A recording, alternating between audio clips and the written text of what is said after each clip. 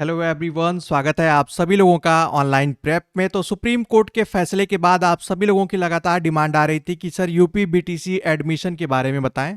तो आज के इस वीडियो में हम लोग एडमिशन प्रोसेस, फी कितनी लगती है, कट ऑफ कैसे बनती है, एज कितनी होनी चाहिए, साथ ही साथ कितनी सीट्स हैं, और इसके अलावा कि आपको इसमें क्या पढ़ना होता है, 4 सेमेस्टर में क्या क्या पढ़ना होता है, उसके सिलेबस को भी डिटेल से जानने वाले हैं। आप में से जो भी लोग चैनल पे नए हो, चैनल को सब्सक्राइब कर लें, बेल आइकन प्रेस कर लें और इन तक इसको जरूर देखें। सबसे पहले हम लोग बात करते हैं इसके रजिस्ट्रेशन के बारे में। तो आपको बता दें, इसका पुराना नाम बीटीसी है, जो नया नाम है वो डीएलएड है। यूपी में जो डीएलएड है वो ग्रेजुएशन के बाद होता है, आप अपेयरिंग में भी अप्लाई कर सकते हैं। अभी जो है इसकी डेट एक्सटेंड हुई है और ये आगे अभी उम्मीद है कि एक्सटेंड होगी। 21 अगस्त इसकी डेट है और इसके लिए ये जो वेबसाइट मैं आपको दिखा रहा हूँ, इसका लिंक आपको मिल जाएगा जहां से आप रजिस्ट्रेशन कर पाएंगे। अब हमारे लिए जो इम्पोर्टेंट है वो आप देख लीजिए। आप लोगों की जो लगातार डिमांड आ रही थी कि सबसे पहले है कि आपका क्वालिफिकेशन क्या होना चाहिए। तो आपका जो क्वालिफिकेशन है वो ग्रेजुएशन होना चाहिए और मिनिमम जो है 50% होने चाहिए। लेकिन अगर आप SC ST OBC कैटेगरी से बिलोंग करते हैं तो 5% की इसमें छूट है। तो अच्छी चीज़ क्या है कि जिनका 46 47 यानी 50% नहीं हो पा रहा था, जिसकी वजह से वो बीएड नहीं कर पा रहे थे, तो वो बीटीसी कर सकते हैं। यहाँ पर जो सीटें होती हैं उसमें आर्ट्स और इस तरीके का ग्रुप नहीं होता है, सारी सीटें एक मिलाकर होती हैं। जैसे बीएड की तरह इसमें आर्ट्स, साइंस और मेल फीमेल का ग्रुप नहीं होता है, सारी सीटें एक साथ काउंट की जाती हैं। कितनी है उसके बारे में हम लोग बात करेंगे। वहीं हम लोग अगर देखें, एज की बात आप लोग पूछते हैं, तो इसके लिए मिनिमम 18 ईयर 18 वर्ष और अधिकतम 35 वर्ष होनी चाहिए डीएलएड करने के लिए। साथ ही साथ इसमें भी एज रिलैक्सेशन है। अगर आप ओबीसी SC ST कैटेगरी से हैं तो 5 वर्ष का रिलैक्सेशन मिलता है, यानी 40 की उम्र है तभी भी आप कर सकते हैं इसको। यहाँ पे सबसे इंपॉर्टेंट है कि आप अगर यूपी बीटीसी करना चाहते हैं तो आप यूपी के स्थायी निवासी होने चाहिए, आपके पास डोमिसाइल सर्टिफिकेट होना चाहिए। आप किसी और स्टेट के यहाँ पर डीएलएड यानी बीटीसी नहीं कर सकते हैं। इस बात का बहुत ही सीरियसली ध्यान रखिएगा फॉर्म फिल करते समय, अप्लाई करते समय। और यहां पर आपको बता दें, जो फॉर्म की फी है, आप लोग लगातार पूछ रहे थे, तो जो जनरल ओबीसी की फी है वो 700 रुपये है रजिस्ट्रेशन फी। SC कैटेगरी के लिए 500 और PH कैटेगरी के लिए 200 रुपीज़ है। और जब आप फॉर्म फिल कर लेते हैं, अपने मार्क्स फिल कर लेते हैं, तो उसके बाद जब आप काउंसलिंग कराते हैं तो 5,000 रुपये आपकी एडवांस फी ली जाती है काउंसलिंग की। उसके बाद की फी आपको कॉलेज में जाकर जमा करनी होती है, ऑनलाइन नहीं।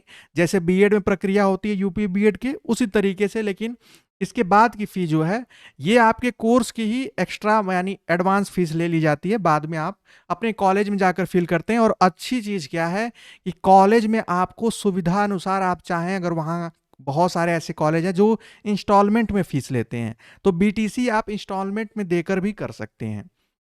अब आप लोगों की ढेर सारे कमेंट आ रहे थे कि सर इसमें फ़ी कितनी लगती है।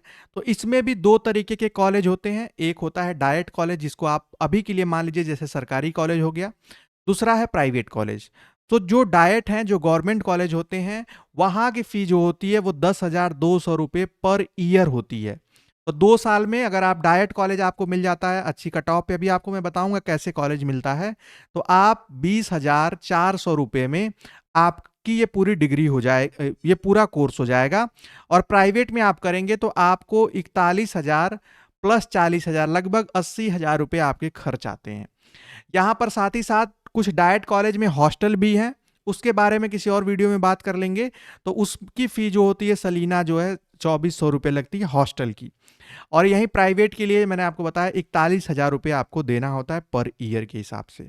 अब बात आती है सर सीट्स कितनी हैं। तो अगर आप अप्लाई करने वाले हैं, करना चाह रहे हैं या करने जा रहे हैं, तो आपके लिए ये जानना जरूरी है कि जो डाइट यानी सरकारी कॉलेज की जो सीटें हैं वो 10,600 हैं। इसमें किसी भी तरीके का ये नहीं है कि आर्ट्स के लिए, साइंस के लिए, क्योंकि जब आप प्राइमरी के टीचर बनते हैं तो आप सारे सब्जेक्ट के टीचर रहते हैं। वहीं प्राइवेट कॉलेज की बात की जाए तो प्राइवेट कॉलेजेस की जो सीट है वो 2,22,750 सीटें, बहुत ज़्यादा सीटें हैं।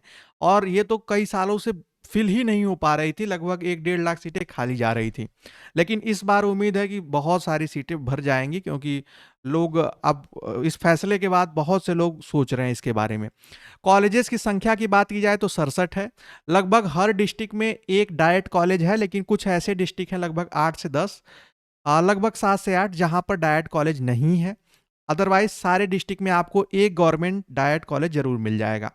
वहीं प्राइवेट कॉलेजेस की संख्या जो है वो लगभग 2974 है। अब बात आती है सर एडमिशन कैसे होता है, तो इसका एडमिशन अभी तक मेरिट बेस्ड होता था। और वो मेरिट किसको मिलाकर बनती थी, किन किन ईयर के या कोर्सेज के, तो आपके हाई स्कूल के मार्क्स, ट्वेल्थ के मार्क्स और ग्रेजुएशन के मार्क्स जोड़कर। आपको एग्जाम्पल मैं दिखा दे रहा हूं, जैसे मान लीजिए आपको हाई स्कूल में 80% मिले, 80% आपका ग्रेजुएशन में है और 60% सॉरी 80% आपका ट्वेल्थ में है और 60% ग्रेजुएशन में। इन तीनों को मिला देंगे तो आ जाएगा 220। अब इसी 220 पर, इसी 220 मार्क्स पर सबकी, यानी अब सभी लोग जब अपना डेटा फिल करेंगे फॉर्म में, तो इसी पर रैंक बनाई जाएगी। अब जिसका सबसे अधिक मार्क्स होगा, परसेंटेज होगा, उसकी रैंक अच्छी होगी तो उसको गवर्नमेंट कॉलेज मिल जाएगा। जिसकी रैंक कम होगी तो उसको गवर्नमेंट कॉलेज की संभावना कम हो जाएगी। ये छोटा सा, यही एक सिंपल सा प्रोसेस होता है। फॉर्म फिल करेंगे तो इसी तरीके से आपको सारी डिटेल फिल करनी है। इसके बाद यहाँ पर आपको अपने कॉलेज का name, passing, roll number, marksheet number, total number, ये सब आपको परसेंटेज यहाँ पर फिल करना है।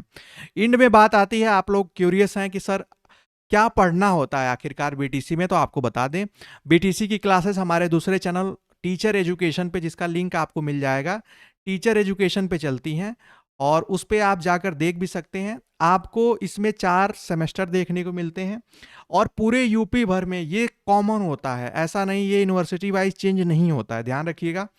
हर जो आपके सेमेस्टर है उसमें 2 थ्योरेटिकल पेपर होते हैं। जैसे देख सकते हैं यहाँ पे आपको साइकोलॉजी का पेपर है, फिर शिक्षण अधिगम सिद्धांतों का दो पेपर जो है हर सेमेस्टर में आपके ये होते हैं थ्योरेटिकल पेपर। और जनरल पेपर जो होते हैं वो आपके साइंस आपको पढ़ना होता है, मैथ्स पढ़ना होता है, सोशल स्टडीज पढ़ना होता है, हिंदी पढ़ना होता है, संस्कृत या उर्दू में से कोई एक, कंप्यूटर पढ़ना होता है। ये जो सब्जेक्ट है ये सारे आपके सभी ईयर में पढ़ने होते हैं, सब में अलग अलग टॉपिक होते हैं। तो टोटल अगर आप यहाँ से देखें तो लगभग आपको आ, यहाँ पे आप देख पाएंगे 8 पेपर जो होते हैं।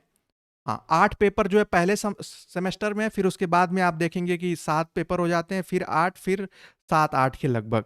तो ये है आपका स्ट्रक्चर यूपी बीटीसी और डीएलएड का। उम्मीद है आप सभी लोग सारी चीज़ों को समझ गए होंगे। डिटेल सिलेबस चाहिए होगा तो आपको मिल जाएगा।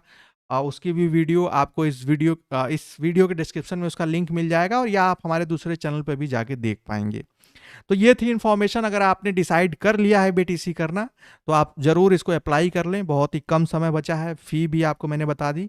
आगे और जो चीज़ जानेंगे हम लोग कि आपको स्टेट रैंक जो है वो जैसे ही आप फिल करेंगे अगले हफ्ते तक, हो सकता है इसी अगले महीने तक इसकी काउंसलिंग स्टार्ट हो जब, तो उसमें और भी चीज़ें आपको जानने को मिलेगी। तो अभी के लिए सिर्फ इतना ही, मिलते हैं नेक्स्ट वीडियो में, तब तक के लिए bye bye, take care and keep watching.